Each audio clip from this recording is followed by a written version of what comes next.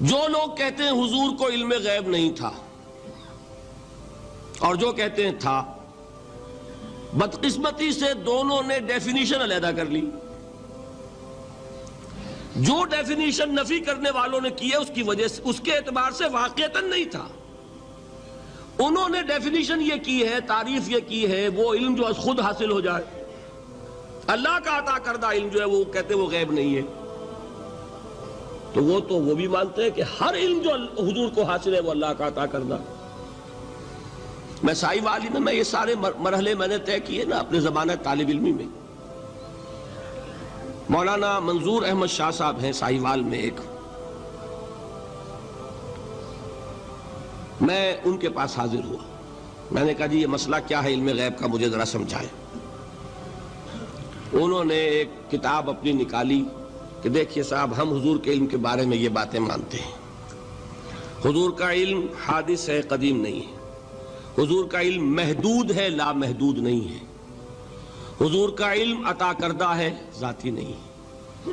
میں نے کہا یہ تین باتیں اگر آپ مان لیں تو میرا تو جھگڑا کوئی نہیں آپ سے۔ ہوتا کیا ہے جب آئیں گے وعظ میں، خطابت میں، تو عالم ما کان وما یکون، اب الفاظ وہ استعمال کر جائیں گے۔ ایک واعظ ہے، عام مقرر ہے، واہ واہ ہوتی ہی نہیں، نعرے لگتے ہی نہیں، محفل میں گرمی آتی نہیں جب تک کہ ایسے مبالغے نہ کریں۔ لیکن وہ چیز لکھی ہوئی ان کے ہاں ہے کہ حضور کا علم حادث ہے، قدیم نہیں ہے۔ حضور کا علم محدود ہے، لا محدود نہیں ہے۔ حضور کا علم عطائی ہے، ذاتی نہیں ہے۔ ان تینوں چیزوں کے بعد کوئی بڑے سے بڑا وہابی اور بڑے سے بڑا اہل حدیث بھی انکار نہیں کرتا۔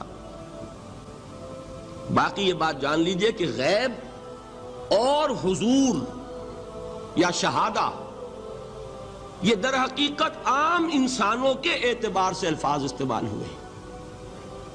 جب قرآن میں کہا جاتا ہے عالم الغیب والشہادہ، اللہ غیب اور جو ظاہر ہے یا موجود ہے سب کا جاننے والا ہے، تو مجھے بتائیے اللہ کے لیے کوئی غیب ہے؟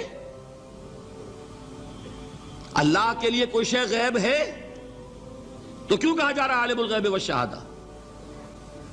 وہ ہمارے اعتبار سے کہا جا رہا ہے۔ جو تمہارے لیے غیب ہے اللہ اس کو بھی جانتا ہے، اور جو تمہارے سامنے اللہ اسے بھی جانتا ہے۔ اللہ کے لیے تو کل شہادہ ہے۔ کسی شے کا لا یعزب عنہ مثقال ذرۃ فی السماوات والارض، آسمانوں اور زمین کا ایک ذرہ بھی اس سے غائب نہیں ہوتا۔ غیب کا وجود کیا اللہ کے لیے؟ تو یہ الفاظ مستعمل ہیں ریلیٹو ہمارے اعتبار سے، اور ہمارے اعتبار سے جو شے غیب ہے اس میں سے ایک حصہ اللہ دیتا ہے نبی کو، تبھی تو نبی بنا۔ فرشتے کو دیکھا، فرشتہ ہمارے لیے غیب ہے۔ جنت دکھائی کہ نہیں دکھائی، ہمارے لیے غیب ہے کہ نہیں ہے۔ دوزخ کا مشاہدہ کرایا کہ نہیں کرایا، ہمارے لیے وہ غیب ہے کہ نہیں ہے۔ جو چیزیں ہمارے لیے غیب ہیں انہی کے پردے اللہ کچھ اٹھاتا ہے، کل غیب نہیں۔ کل غیب کا علم ہو جائے گا تو وہ شرک ہو جائے گا۔ کل کا لفظ جہاں آیا شرک ہوا۔ جب آپ کہہ رہے ہیں محدود ہے، لا محدود نہیں ہے، تو کل کا لفظ استعمال نہیں کر سکتے۔ لیکن غیب میں سے کچھ علم دیا گیا تبھی تو نبی بنا، ورنہ میرے اور نبی میں فرق کیا ہوا پھر؟ البتہ یہ کہ وہ غیب کا علم ہو یا حاضر کا علم ہو، سائنٹیفک نالج ہو یا وحی کا علم ہو، کوئی بھی علم ہو، آیت الکرسی کے الفاظ نوٹ کیجئے، یعلم ما فی السماوات وما فی الارض، وہ جانتا ہے، ولا یحیطون بشیء من علمہ الا بما شاء، مخلوق میں سے کوئی بھی اس کے علم میں سے احاطہ نہیں کر سکتا مگر جتنا وہ چاہے۔ اب یہ بات علیحدہ ہے کہ ہم کون ہے طے کرنے والے کہ ناپیں بیٹھ کر کہ اللہ نے ابراہیم کو کتنا علم دیا، ہم ناپ سکتے ہیں؟ عیسیٰ کو کتنا دیا ہم جان سکتے ہیں؟ تو ابراہیم کا، موسیٰ کا، عیسیٰ کا نہیں ناپ سکتے تو محمد رسول اللہ کا کہاں ناپیں گے؟ یہ پاگل پن ہے، یہ ہے جو غلطی ہوتی ہے۔ ہم کون ہے طے کرنے والے؟ اللہ نے اپنے نبی کو دیا جو دیا، بات ختم۔ کل نہیں کہیں گے، کل کہا شرک ہو جائے گا، ذاتی کہا شرک ہو جائے گا۔ عطائی ہے، جو دیا اللہ نے دیا، اور کل نہیں دیا، جتنا چاہا دیا، ہے حادث، قدیم نہیں، تینوں چیزوں مان لیجئے تو شرک کا کوئی شائبہ نہیں۔ باقی جہاں ایک طرف قرآن میں وہ آیات ہیں کہ اللہ کے غیب کو کوئی نہیں جانتا، ٹھیک، وہاں یہ بھی ہے کہ لا یظہر غیبہ، لا یظہر علی غیبہ الا من ارتضی بالرسول، وہ اپنے غیب پر قابو نہیں دیتا مگر اپنے رسول میں سے جس کو چاہے۔ یہ دونوں آیتیں قرآن کی ہے کہ نہیں؟ اسی لیے در حقیقت جو غیب کی نفی کرتے ہیں حضور سے، وہ کہتے ہیں کہ از خود معلوم ہونے والی شے غیب ہے۔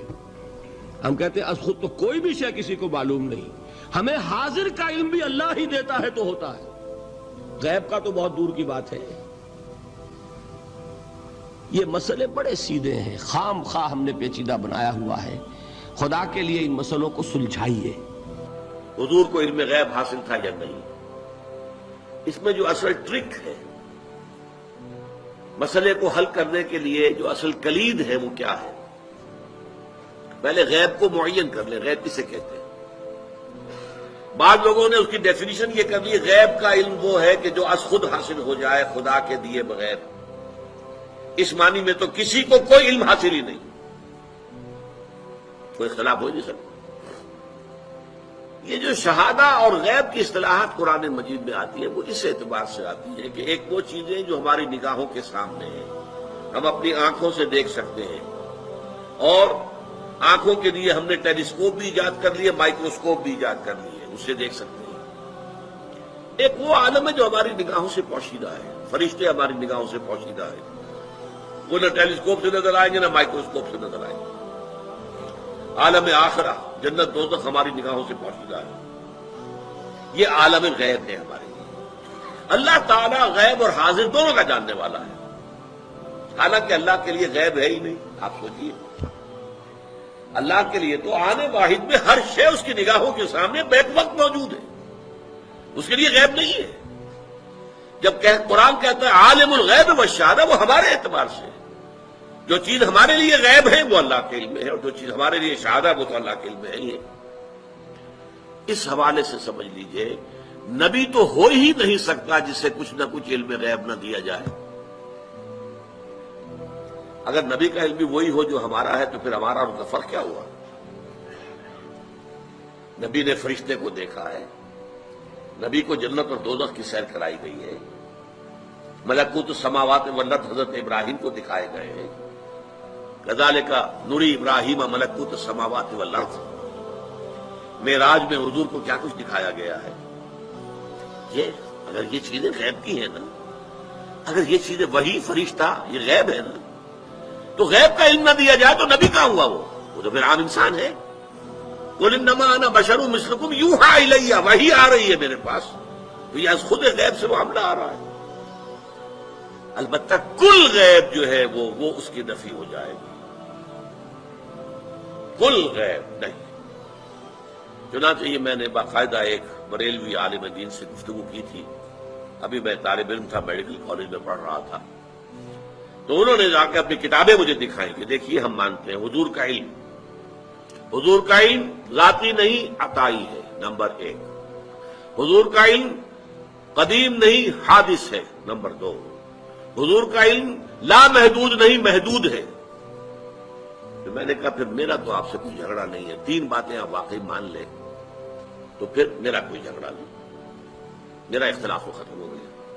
اب ٹیکنیکل بحث ہے، قرآن مجید میں بھی آیا ہے لا یظہر علی غیبہ الا من ارتضی من رسول، اللہ اپنے غیب کو ظاہر نہیں کرتا مگر اپنے رسولوں میں سے جن کو پسند کرتا ہے ان کو وہ غیب کی خبر دیتا ہے۔ غیب کی خبریں دیتے ہیں نبی، تبھی تو وہ نبی کہلاتے ہیں۔ تو یہ غیب کا مسئلہ ہمارے ہاں علم غیب کا ہے، وہ بھی اس سے ہے۔ تیرے عشق نچایا، تیرے عشق نچایا، تیرے عشق نچایا کر کے تھیا تھیا، چھیتی بوڑی وے طبیبا نہیں تے میں مر گئیاں، چھیتی بوڑی وے طبیبا نہیں تے میں مر گئیاں۔ تیرے عشق نچایا کر کے تھیا تھیا